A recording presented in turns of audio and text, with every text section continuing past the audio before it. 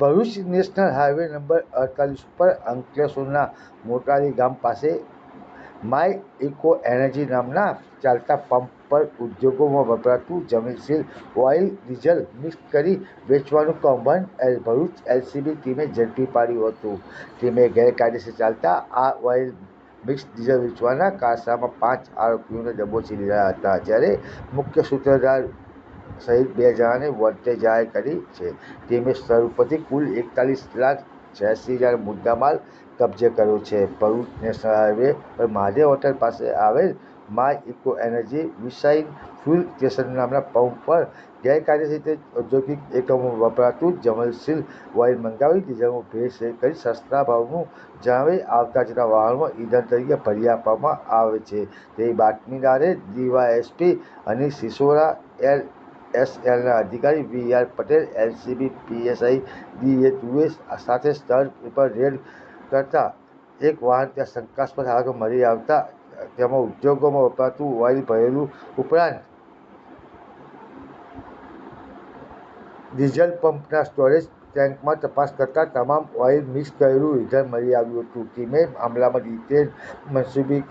કાનકરિયા રહે રામવાટિકા, બંગલોઝ, કામરેજ, સુરત, રાહુલ અમિતચંદ સાહાની રહે મીરાનગર, અંકલેશ્વર, અંકિત ઇન્દ્રપ્રસ્થ શિંદે, મંગલદીપ મોટાલી ગામ, અલ્પેશ દસુભાઈ રહે મોટા સાજર ઝઘડિયા તેમજ નવીન દેવા ઠાકોર રહે બામરોલી, પાટણને ઝડપી પાડ્યા હતા, જ્યારે પંપના માલિક દિવેનકુમાર સિંઘ રહે અંકલેશ્વર મૂળ બિહાર તેમજ રઘુવેલજી ડાંગર રહે મુદ્રા કચ્છના વોન્ટેડ જાહેર કર્યા હતા. પોલીસે સ્થળ પરથી 35,786 લીટર શંકાસ્પદ પ્રવાહી ટેન્કરમાં સહિત કુલ 41,86,000 મુદ્દામાલ જપ્ત કર્યો હતો. પ્રાથમિક તપાસમાં માલુમ પડ્યું હતું કે પંપનો માલિક દિવેશકુમાર સિંધે તેના મળતિયાઓ તેમજ પકડાયેલા શાગીરો સાથે મળી માય ઇકો એનર્જી નામનો પંપ શરૂ કર્યો હતો, જેમાં સસ્તા ભાવે ડીઝલ ભરી આપવાના નામે ભેળસેળયુક્ત ઈંધણ વાપરવામાં કારસો રચ્યો હતો. તેઓ ઔદ્યોગિક વપરાતું hydrocarbon industries oil for industries use only મંગાવી સ્ટોરેજ ટેન્ક પર મિક્સ કરી ભેળસેળયુક્ત ઈંધણ ભરી આપતા હતા. પોલીસે તેમની સામે સરકારી તિજોરીને નુકસાન કરવું સાથે ગ્રાહકો સાથે ઠગાઈ સહિતની કલમો હેઠળ ગુનો નોંધ્યો. ઉપરાંત જીપીસીપી જીએસટી વિભાગને જાણ કરી અને તેમની સીઆઈની હાજરીમાં આગળની તપાસ હાથ ધરવામાં આવી હતી. બરોડા રેન્જ આઈજી શ્રી સંદીપસિંહ સાહેબ તેમજ ભરૂચ એસપી શ્રી મયુર ચાવડા સાહેબ દ્વારા એવી સૂચના આપવામાં આવેલી છે કે આપણા ભરૂચ જિલ્લાની અંદરથી એક નેશનલ હાઈવે 48 પસાર થતો હોય છે, જેની અંદરથી ભારે માત્રામાં વાહનો પસાર થતા હોય છે. જે હાઈવે ઉપર કેટલાક પેટ્રોલ પંપો આવેલા છે, જે પેટ્રોલ પંપની અંદર કોઈપણ પ્રકારની ગેરકાયદેસર પ્રવૃત્તિઓ ન થાય તેને શોધી કાઢવા માટે કે તેની અંદર કાર્યવાહી કરવા માટે વારંવાર સૂચના કરવામાં આવતી હોય છે. જે અન્વયે એલસીબી પીઆઈ મનીષ વાળા દ્વારા જુદી જુદી ટીમોનું ગઠન કરેલું અને જે ટીમોને અલગ અલગ બાતમીદારોથી તંત્ર એક્ટિવ કરી અને એક બાતમી એવી મળે છે કે નેશનલ હાઈવે 48 ઉપર અંકલેશ્વરથી ભરૂચ તરફ જતા વચ્ચે એક પેટ્રોલ પંપ આવેલો છે, જેનું નામ છે માય ઇકો એનર્જી એટલે કે કે તેની અંદર કોઈ ગેરકાયદેસર પ્રવૃત્તિ થઈ રહી છે, જેમાં ઔદ્યોગિક એકમનું જ્વલનશીલ પ્રવાહી મંગાવી અને તેને અન્ય પેટ્રોલ કે ડીઝલ સાથે ભેળસેળ કરી અને સસ્તા ભાવે વેચવામાં આવે છે, અને જેને વાહનોની અંદર ઉપયોગ કરી અને વાહનોને તેમજ પર્યાવરણને પ્રદૂષિત થાય તેવી કાર્યવાહી ત્યાં કરવામાં આવે છે. જે બાતમીને અનુસંધાન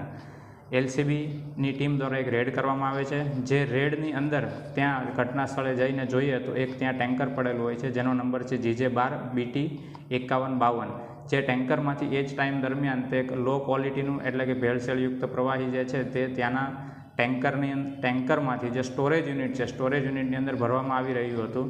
અને ત્યારબાદ આપણે ત્યાં જઈને એમણે જોયું કે ભાઈ આ કઈ રીતની આખી પ્રોસિજર ચાલી રહી છે, તો ત્યારે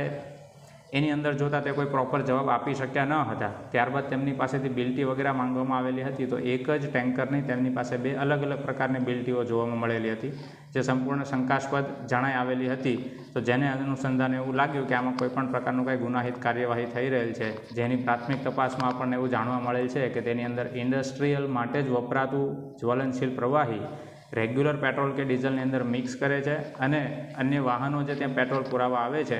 તેને સસ્તા ભાવે આપે છે અને વાહનોને તેમજ પર્યાવરણને નુકસાન કરે છે. જે અન્વયે ગુનો નોંધી આપણે હાલ 7 આરોપીઓ તેમાં જણાઈ આવે છે, જેમાંથી 5 આરોપીની અટક કરેલી છે અને અન્ય 2 આરોપી જે છે જેને વોન્ટેડ જાહેર કરી અને તેમને પકડવાની કામગીરી આગળ ધરેલ છે. આ ઉપરાંત અગર કેસની અંદર સંપૂર્ણ કેસમાં જોવા જઈએ તો ટોટલ 41 લાખનો મુદ્દામાલ આપણે કબજે કરેલ છે, જેમાંથી એક ટેન્કર છે તેમજ 35,000 લીટર જેટલું